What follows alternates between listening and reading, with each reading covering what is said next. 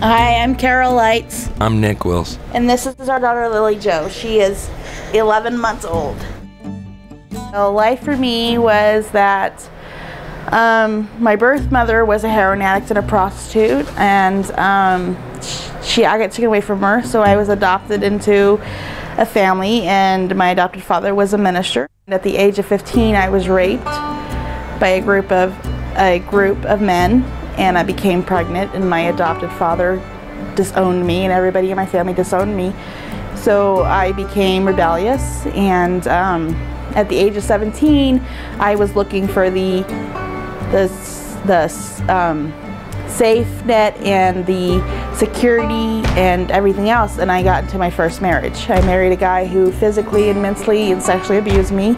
I had 2 kids by him, and I left 2 o'clock in the morning one night and came to Denver, Colorado. Now in Denver, Colorado, I asked the state for help, and they destroyed my world again. They took my kids straight from me and said that I was a horrible mother. So I fought for 2 years trying to get my boys back. I became a heroin addict, and I started using drugs. When I found out I was pregnant with her, I thought life was better and drugs wasn't the way. I was on the streets about 4 years, almost 5 years, 4.5 years. It was rough, but I kind of found myself on the streets. I found who I was and what I was about, but it was rough for me, very rough. I kind of found the road that I was going down and that I didn't want to go down, but I was slowly killing myself. I became homeless 10 years ago. Lived on the streets for about 10 years. Became a drug addict. My parents, they gave up, so I left, came to Denver. Got off the streets for a while, had 2 kids. Baby mama left, lost my 2 children, and went back to the streets again. I got busted selling weed and was on probation in drug court for about 1.5 years, and kept getting high and kept going to jail. And finally, the judge told me I had a choice to make, either my daughter or the drugs that I chose to keep doing, and so chose my little girl, and it was the best choice to ever make. I remember waking up one night and we were sleeping on the heating grates, and I remember waking up and it was snowing on us, and I was freezing and I couldn't feel my feet because I was cold, and I told Nick, I said, it's snowing, babe. And we walked all night long to try to find shelter. We just walked and walked and walked, and nobody would open the doors. And I remember telling Nick, we're gonna die. We're gonna die, it's cold, we're gonna die. It gets really cold some nights, and you just hope that God wakes you up in the morning for another day.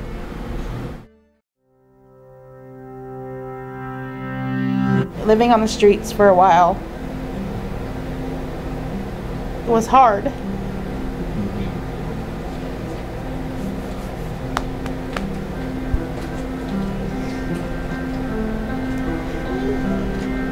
And we look back and our friends are there. And there's nothing we can do to help them. You have to change to get off the streets.